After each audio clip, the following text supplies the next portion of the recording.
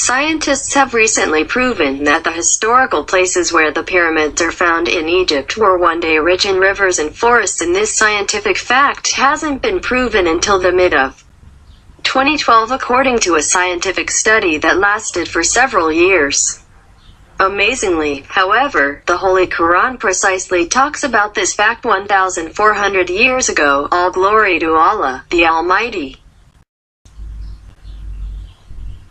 The Holy Quran talks about the story of the Pharaoh of Egypt and the luxury he enjoyed and the graces and good that Allah granted him in more than one verse, but the Pharaoh disbelieved in Allah, the Almighty, and was arrogant. Thus, Allah punished him for his sins and drowned him. Allah says in the Holy Quran, and Pharaoh proclaimed among his people, saying, O my people, does not the dominion of Egypt belong to me? Witness these streams flowing underneath my palace. What? See ye not then? Zukhruf 43-51. Scientists believed that the pharaohs built the pyramids in desert regions same as today's region. This belief, however, has been proven wrong, for scientists have long searched for the secrets of the pharaohs as well as the secrets behind building the pyramids, and have studied and analyzed many inscriptions and manuscripts. But they haven't found a scientific proof to reveal the type of environment that prevailed then. The miracle is in Allah saying, these streams flowing, which is an indication to the rivers of ancient Egypt, a fact that wasn't known at the time of Quranic revelations. Archaeologists affirm that the ancient Egypt was rich in farms, plants, and fruit trees at the time of the pharaohs, and they have come to this conclusion through the huge and miscellaneous amounts of pollen which they found hidden in the desert sands for 7,000 years. Such scientific fact is also revealed in the Holy Quran in the verses that talk about the story of the Pharaoh and how Allah the Great expelled him from the luxury he enjoyed.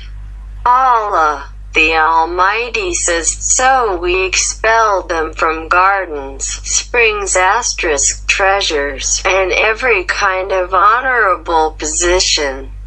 Sharar Poets 26:57-58. If we contemplate the above verse where it says gardens, springs, we'll find a very obvious indication to the existence of springs and gardens. A fact that has been proven today by archaeologists. Researchers say that for the first time they have discovered that climate change is a key ingredient in the collapse of civilizations such as the Pharaohs' civilization in ancient Egypt 4,000 years ago, according to the Daily Mail edition, the 29th of May 2012. Professor Livy Ugiosan, together with a team of researchers, conducted a thorough study that lasted for 5 years.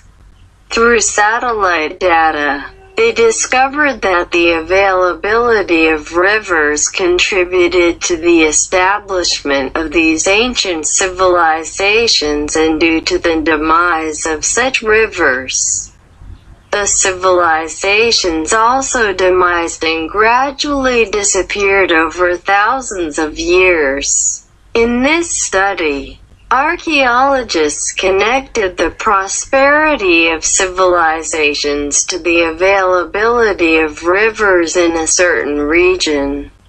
the Arabian Desert, for instance, which stretches from Egypt to Libya and Algeria for thousands of kilometers, was one day prosperous and rivers flew in it.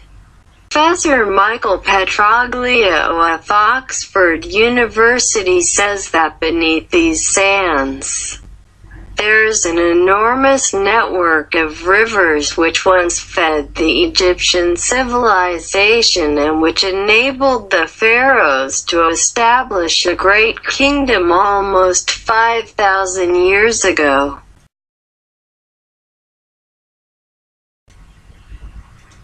Professor Benjamin Horton of Pennsylvania University confirms that the events that underwent ancient Egypt, including civilization, prosperity, climate change, the demise of rivers as well as the demise of this civilization, all such events are accurately recorded on the coal atoms and pollen grains and other microscopic creatures, and if it weren't for these records, we wouldn't have been able to know all these past events. All glory to Allah, the Exalted, who preserved this information on the charcoal and pollen atoms, and if it weren't for them, we could have never been able to know the history of this region. But Allah, who entrusted this data in the charcoal atoms, is the same God who talks about it in the Holy Quran. Finally, let's wonder, how did Prophet Muhammad (PBUH) know that the Pharaoh lived in a non-desert environment, although the environment in which Prophet Muhammad (PBUH) lived was a desert in the Arabian Peninsula, and even the environment of the pyramids was also a desert at the time of Quranic revelations? How did he know that this region was rich in rivers?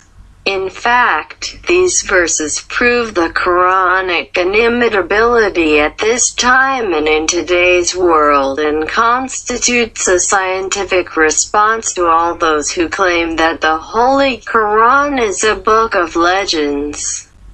This also raises the question of why did Prophet Muhammad (PBUH) discuss such intricate scientific issues while he didn't really need to do so? This means one thing, which is that the Holy Quran is the word of Allah, in which He revealed these facts to serve as a practical evidence of the truthfulness of the message of Islam.